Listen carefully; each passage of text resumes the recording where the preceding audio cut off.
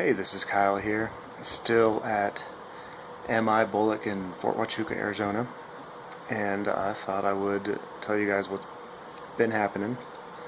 Last time I talked, I did a video. We had just finished our 10-hour test, our Intel challenge, and since then we've started stability, which is the section we're going through. We started with defense, we moved into offense, and now we're in stability. And if you don't know anything about stability, it's that part of a conflict when you've managed to chance push the threat out of your area of operation, and now you're trying to stabilize that part of the country, often called the host nation. So let's say some threat engages one of our partner nations, a NATO nation potentially, and we move into that nation and we push the threat out as part of our offense. And so the threat is out of that nation, but now the nation is all destabilized because of the war that just happened in their country. So there's probably a lot of political craziness happening. There's probably medical issues, hospitals shut down, there could be food issues, there could be gangs and violence and different groups of people vying for whatever. So yeah, that's what stability is all about. You're trying to stabilize the host nation that's there, quelling whatever threats are left, removing whatever obstacles, i.e. mines, anything like that could be there, identifying needs, medical needs, food needs, immediate needs. So really you're helping them regain their security, making sure they're safe from the threat and from other things that could potentially threaten them. You're trying to help them regain their civil control. So starting to get their police force back up and running. You're trying to reestablish essential services. So water, clean water and food and medical supplies. Things like that. You're also trying to support their local governance, so getting their own government back up and working, and then also supporting and rebuilding their economy and infrastructure. So whatever was getting jobs back up and running, get roads operable, all of that kind of thing. Yeah, and then quelling whatever threats are there. And as you can imagine, that's a huge, complicated, sometimes ambiguous problem that I think I'm only still getting the beginning idea of what that entails. So that's what we've been working on. So really conflict with the threat, whatever that was, is behind us. There might still be some vestiges of that in the host nation when you're working on stability, but really that is a different animal now. So for us here at BOLC, entering into that, they reshuffled our talks again. I happened to end up being the leader for the talk I was in, and so we did a draft actually and picked people for our talks, which I think went really well. We ended up with a good one. We did another bout of learning how to work ArcGIS, which is a mapping program that is complicated, and I bet you can make some cool things, but I don't feel like we've been here long enough and doing it long enough to really learn it. So later on when we were doing our briefs, more than half the time we spent wrestling with ArcGIS to try to get maps and stuff that looked right and Excel sheets that worked and whatever. But it could potentially be very cool, and I'd like to think the products we made were very cool, but in the moment it was a headache. But I bet if we spent more time with it, we would get to know it better. Which, speaking of not getting to spend enough time, evidently we had very few days for stability. We were supposed to have more days, so they were cramming 2 days of instruction into one, and did that several days, and so a lot of those days just felt like we were being fed with the water hose, as they say. So other things we learned was how to do link diagrams, which are making these maps with pictures and equipment and linking.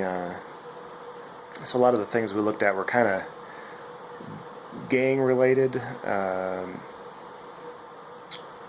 I forget the term I'm trying to think of, but so you would look at high value individuals. So let's say they had a cell of insurgents in the host nation, and you were trying to break up those cells. You'd try to target high value individuals, and you might take an individual and you link them to these places and these other people and the organization, and their maybe they have an IED team that they use, or an IDF team, and so you're trying to build these links, which are just visual aids to help you see how things are linked together. Other things like that for using visual aids, they do a PAP wheel, which is the plot analysis pattern, I think, and it's a wheel that has the times of day and the days of the month on it, and it's round, and you put events on it, so you start to see how the events make patterns. And we also do that with a calendar, so you just see how put all the events that are having on the calendar, so you see if they're increasing, decreasing, see patterns, see if they attack only on the weekends or Fridays or in the evening or in the morning, anything like that. So all these different tools to try to think ahead of what the threat might be doing, or the enemy there. So yeah, those were cool. Link analysis and the PAP wheel, and some other things they use are activities matrix, and I forget the word for the other thing, but they again are just trying to association matrix. So you're trying to figure out how people relate to each other, how they relate to events and places, and then try to figure out patterns. And then we'll make high-value individual target lists, and yeah, everything we know about those individuals and how they will affect our operations, and how, yeah, whether they're accessible to take out, to destroy or capture, which leads me into targeting. So, you know, in offense and defense, when you're targeting, you're usually trying to destroy or neutralize something, but in stability, you're more focused on trying to capture individuals, because you're really trying to break up cells, you're trying to gather intelligence, and so you're trying to find individuals, you're trying to maintain ideas of where they are, their routes, their safe houses, all that kind of thing, so you understand how you can track them, how you can find them, how they are positioned in their particular organization, and so yeah. But so your targeting is more focused on not destroying them, but on hopefully capturing them and then exploiting those places. So if you captured them a safe house, whatever intelligence that is there, equipment, other personnel, materials, just all that kind of stuff that you can glean and use to drive further operations. So that's really what stability is all about. And then we concluded stability with 3 days of BUB briefs, which were battle update briefs. So we would get reports. Of course, they're fake reports. Everything we did was fake and non-classified, but it's all fake information and fake places and stuff like that. So we get reports, have to update all our materials and assessments, and in this sense it was like a game, because you're trying to guess what the threat is going to do tomorrow, the next day. So, and if we got right, Sometimes we could stop things from happening, and if we're wrong, then they still happened. But in that sense, it was really kind of cool to glean through all this information, set up NAIs, put out, again, fake assets, but our scout teams and other assets that I have available, to see if we can get information, see if we can get eyes on the enemy, and all that kind of thing.